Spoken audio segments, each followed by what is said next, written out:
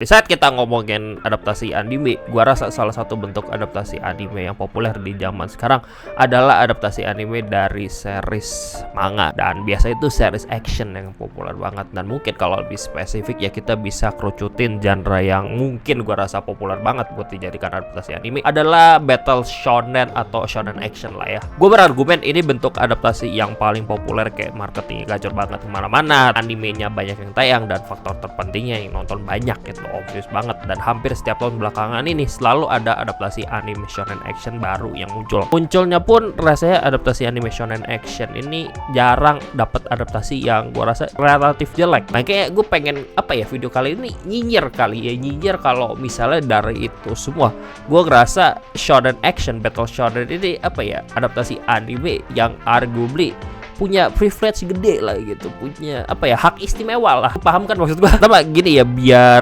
ngomongin basic dulu deh, orang-orang gua rasa perlu tahu dikit lah shonen action battle shonen yang gua maksud di sini genre apaan lah. Kita perlu ngomongin shonen.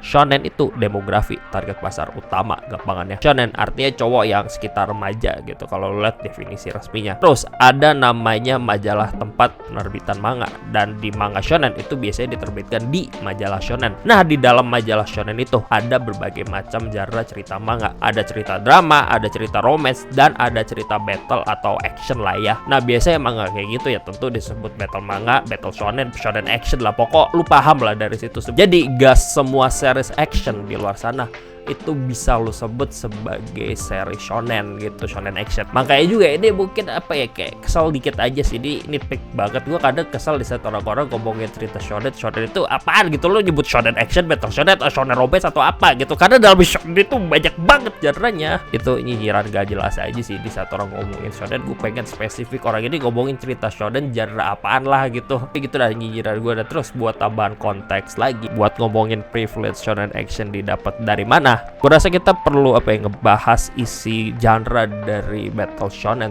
action ini karena menurut gue pribadi isi dari shonen action battle shonen itu bagi gue salah satu genre yang relatif ramah buat ditonton semua kalangan. Dalam artian lu yang mau udah wibu sepuh lama banget, atau yang casual, atau cuman orang iseng nonton anime normie, itu bisa nyetel dengan cepet banget sama genre battle shonen ini. Mungkin juga faktor terpentingnya balik lagi adalah isinya yang ngebikin genre ini demandnya tinggi dan banyak orang yang tonton gitu, karena isinya relatif aman. Maksud gua relatif aman ya gimana ya, kalau misalnya lu pada ngerasa wibu yang udah sepuh banget ya, terus ditanya rekomendasi anime sama temen lu yang normal pengen nyoba wibu lah tipis-tipis, pertanyaannya lu ngasih rekomendasi anime itu kayak gimana?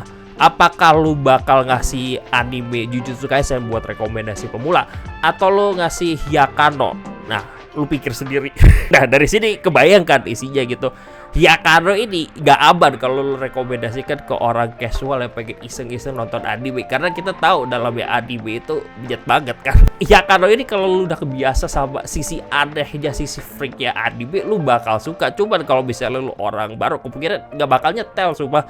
Makanya orang-orang bakal, kalau misalnya orang casual ya, most of the time gue sering kali rekomendasiin ya udah Jujutsu Kaisen, karena itu aman. Jadi bagi gue ada tiernya gitu loh, anime mana yang gue rasa semua orang dari casual sampai wibu sepuh bisa suka, sama anime mana yang cuma bisa lo enjoy kalau lu udah lama wibu gitu. Nah, shonen action ini bagi gua salah satu genre yang relatif aman di tier itu loh, di tier yang aman buat ditonton siapapun, termasuk wibu casual, wibu normie gitu yang pengen iseng-iseng nonton anime. Poin yang gue sebut tadi, kayak misalnya isinya ramah buat pemula, terus demandnya juga yang tinggi ya, obviously kayak efek berantainya ini genre punya dikasih privilege gitu sama pasar gitu, sama yang bikin anime, sama orang-orangnya lah. Misalnya salah satu hal yang paling obvious banget gue rasa, jumlah adaptasi anime shonen action itu relatif banyak, bahkan banyak banget dah. Orang-orang kan banyak yang ngeluh kalau misalnya anime sekarang itu banyakan isekai, tapi gue ngerasa shonen action juga gak kalah banyak, bahkan mungkin lebih banyak gitu. Ini ada beberapa list anime shonen action yang tayang di tahun 2025